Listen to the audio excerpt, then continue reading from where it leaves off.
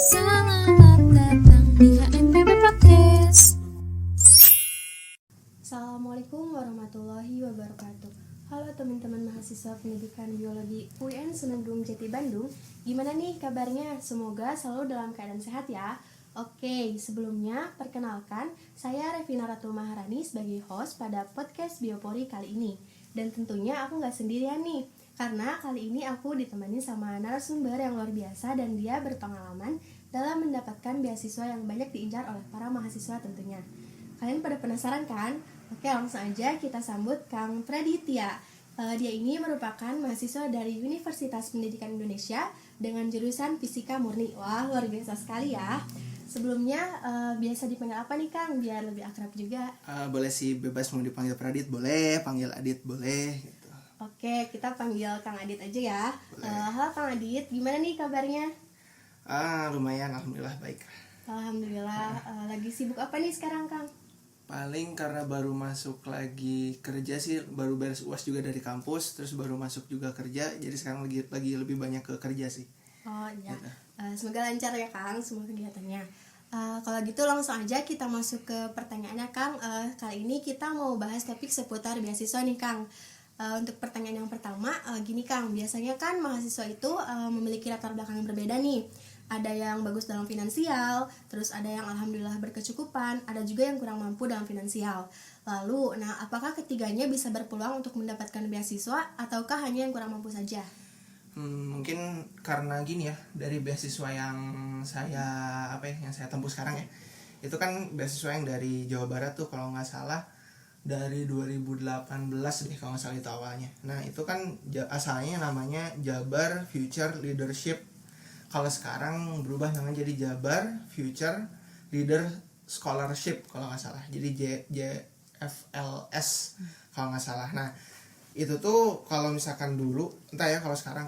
Tapi kalau nggak salah sih sebenarnya syarat-syaratnya tuh tidak dilihat dari ini ya, dari kategori yang tadi disebutkan gitu. Karena untuk persyaratannya sendiri benar-benar umum gitu, yang dilihat tuh banyak dari rapot, terus SKHUN, kan dulu masih ada UN ya, angkatan 2019 tuh masih ada UN, terus ijazah, lalu ada paling juga yang emang berhubungan dengan keuangan tuh hanya ditanya seputar penghasilan orang tua dan rekening listrik ke rumah gitu. Tapi nggak kayak misalnya kalau bidik misi kan ada persyaratan kayak harus ada SKPM tuh minimal sampai kecamatan kalau nggak salah.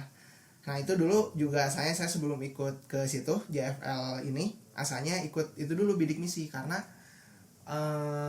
tapi bidik misi itu cuman sedikit kuotanya karena saya masuknya jalurnya ujian mandiri, cuma sedikit dan ternyata kuotanya sedikit. Nah kalau untuk JFL ini tuh kuotanya cukup besar dan tidak dilihat jalur masuknya seperti apa. Tapi kalau misalkan untuk sekarang karena UN-nya udah nggak ada, jadi UTBK yang dilihat, nilai UTBK-nya gitu yang dilihat kayak gitu. Nah jadi kalau misalkan untuk dari kemampuan secara finansial mungkin sepertinya kategorinya bukan kategori yang utama deh gitu, tapi kesekian gitu dilihatnya.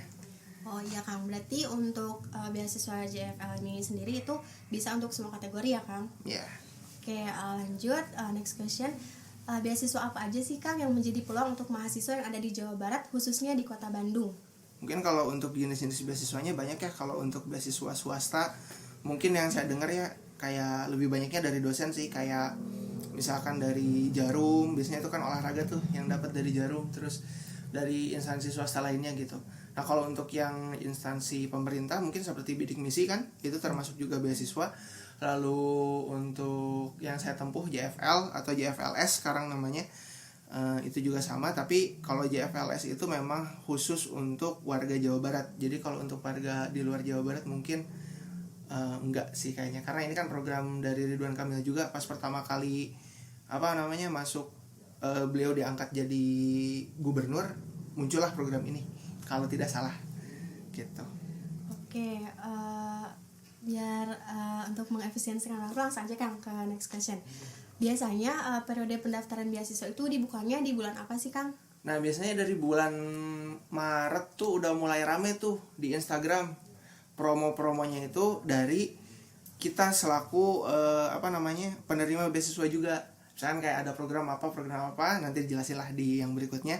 Nah itu termasuk langkah untuk promosi juga gitu. Nah untuk pembukaannya biasanya di jangka Juli sampai Agustus sih, paling telat tuh sampai September. Nah mungkin karena waktu angkatan saya tuh termasuk yang pertama ya, jadi bulan November pun masih ada pengumuman gitu. Kalau sekarang tuh benar-benar udah efektif, September tuh udah tutup pengumuman seperti itu. Jadi ya periodenya Juli sampai September lah gitu, sekitar segitu. Oke ya, untuk periode beasiswa itu biasanya berarti dari bulan Juli sampai September Ya, gitu, Kang. kurang lebih ya. Oke. Nah, secara umum, Kang, persyaratan untuk mendapatkan beasiswa itu ada apa aja sih? Lalu, apakah untuk mendaftar beasiswa itu kita harus memiliki pengalaman yang cukup banyak nih, seperti pengalaman organisasi, memiliki segudang prestasi, dan lain sebagainya. Nah, itu gimana, Kang? Nah untuk persyaratannya mungkin kalau yang secara umum ya, sebentar sambil saya lihat juga ya. Untuk yang persyaratan, kan tahun sekarang juga tiap tahun ada perubahan, maksudnya bukan perubahan ya, pembaruan persyaratan. Jadi yang dulu masih diambil tapi yang sekarang enggak. Ya seperti biasa data diri, lalu alamat dan lain-lain, KTP, KK, karena kan kalau udah lulus SMA kemungkinan besar pasti udah punya KTP ya. Terus harus warga Bandung, warga Jawa Barat. Terus harus ada rekening listrik, lalu pas foto. Selain itu juga kalau masalah untuk prestasi mungkin itu nanti masuknya di SI sama kurikulum vitae.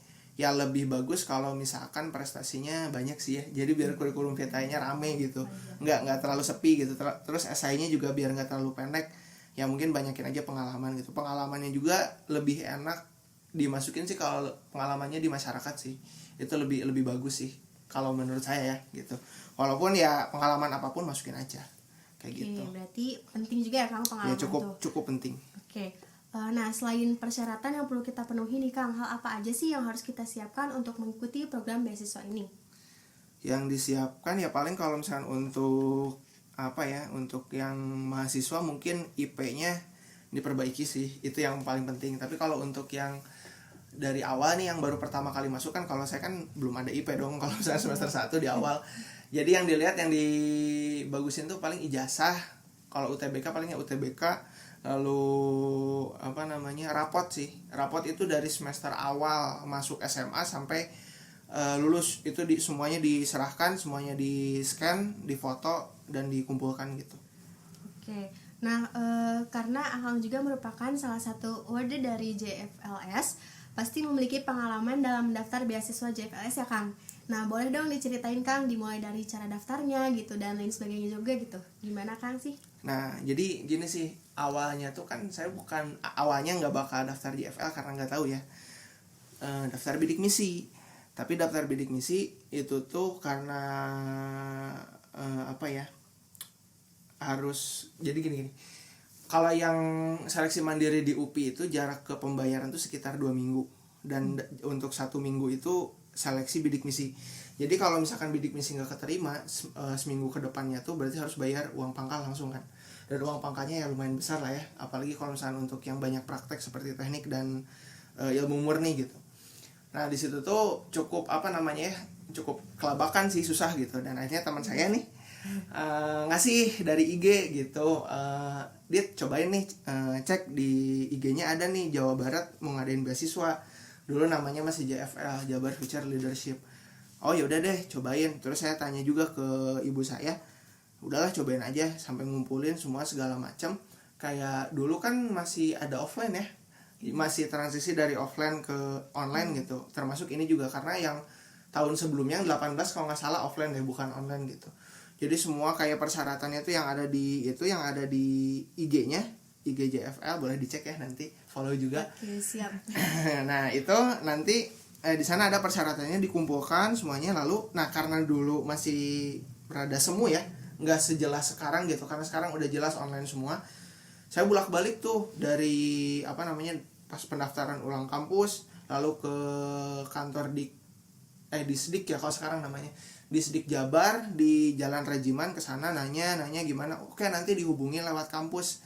Nah jadi enaknya JFL ini adalah ya kita nggak berhubungan langsung ke Disdik, tapi diurus juga sama kampus kayak gitu. Nah akhirnya setelah lama, sekitar bulan Oktober itu baru pengumpulan.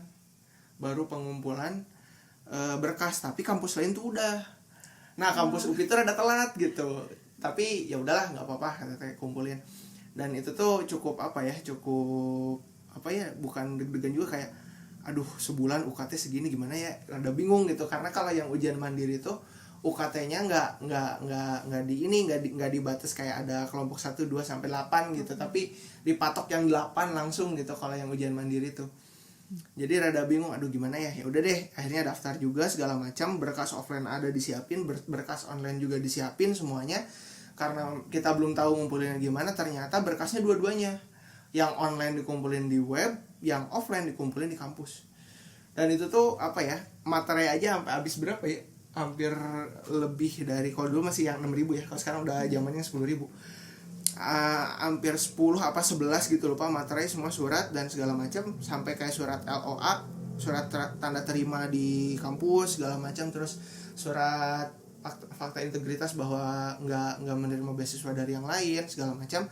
Akhirnya lolos seleksi tuh, dan bulan November barulah diumumkan, kalau nggak salah akhir November diumumkan kalau keterima gitu. Dan keterimanya pun kan ada 2 kategori tuh, ada yang kategori full, ada kategori perpanjangan. Nah kalau yang full itu ya sama kayak bidik misi, selama 4 tahun lah, 8 semester dan 4 kali pembinaan gitu. Lalu kalau yang perpanjangan tuh antara 1 sampai 2 tahun, itu tergantung nanti diterimanya yang mana. Seperti itu. Nah udah, nanti di kampus dikumpulin, tanda tangan serah terima, pembuatan rekening dan segala macam. Udah deh, nanti yang UKT-nya itu nanti ada tuh pembagiannya, UKT berapa sekian ya nominalnya. Lalu untuk yang uang saku sekian, nanti ada per bulan, per 3 bulan dikasih. Nah untuk yang itu langsung ke semuanya ke kampus, dan UKT langsung dibayar semua. Dan alhamdulillahnya untuk yang semester 1 kan saya udah bayar tuh uang pangkal plus UKT. Nah yang uang UKT-nya itu kembali lagi gitu. Jadi kalau misalkan yang telat ngedaftar nih untuk yang JFL, jangan takut lah, nanti juga UKT-nya pasti balik lagi kok gitu. Apalagi ya kalau yang full gitu. Berarti emang benar-benar butuh effort banget ya Kang buat ya benar-benar perjuangan, soalnya kayak benar-benar banyak banyak banget yang dikorbanin. Kayak sampai dari awal kan saya kan nggak ikut himpunan sama sekali tuh di kampus. Karena tiap itu tuh bentrok harus ngumpulin berkas ke Disdik, nanyain ke Disdik, terus ngumpulin ke sekretariat di kampus dan segala macam.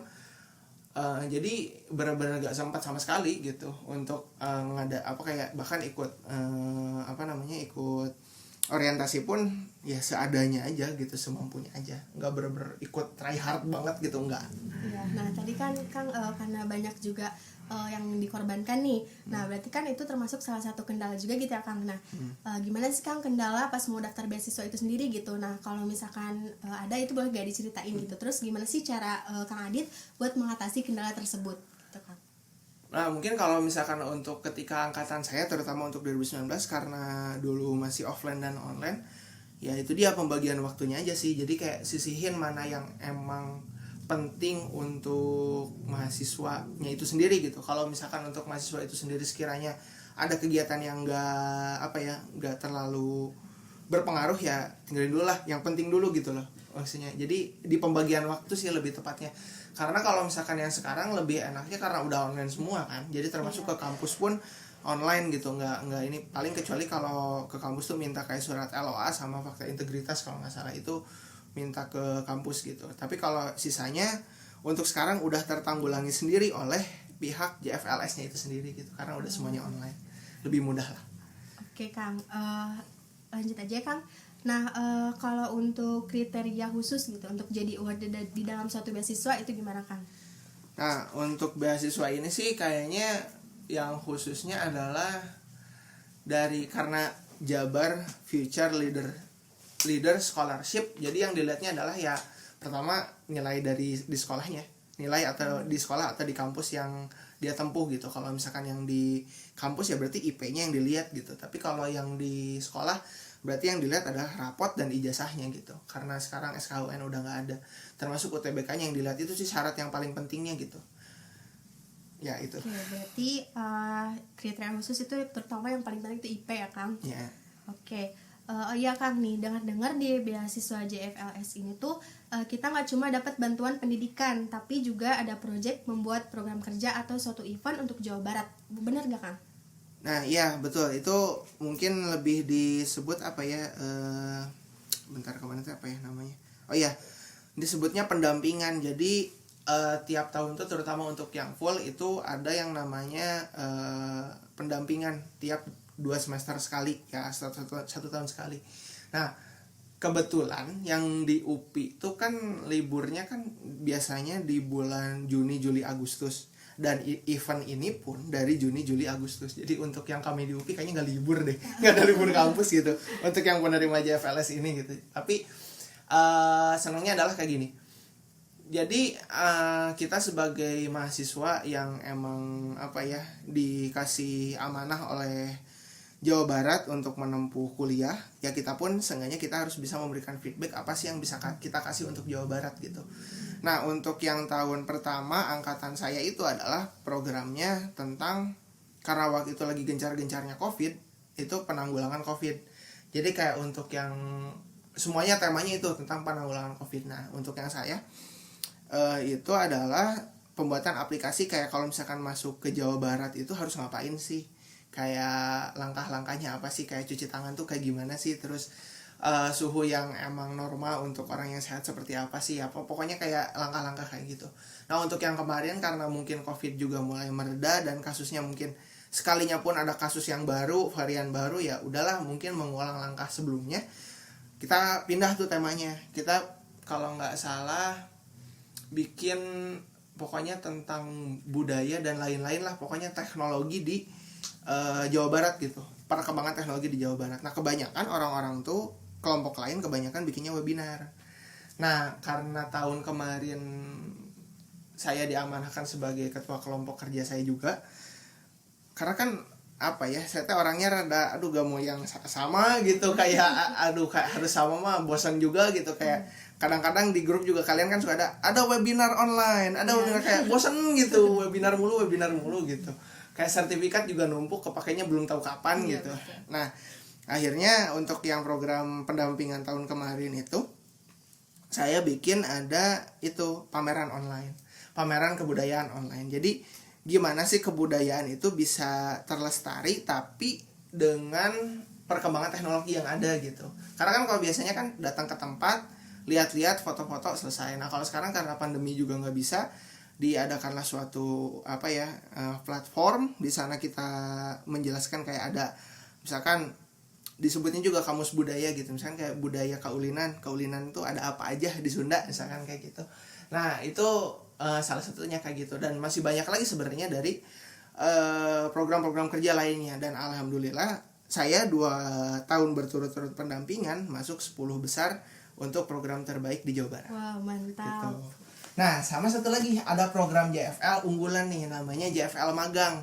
Nah selain kita beasiswa tuh, selain pendampingan, selain kita produktif di hari-hari libur, kita juga ada yang namanya JFL Magang. Nah JFL Magang ini ya nanti itu ada ada persyaratannya, ada nanti kriterianya apa aja untuk magang tuh.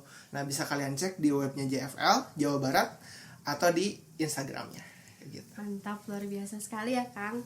Oke, terakhir nih Kang, nggak kerasa ya udah terakhir aja Kang. Boleh dong sharing tips nulis esai dalam beasiswa, sama kasih motivasi juga nih buat para pejuang beasiswa.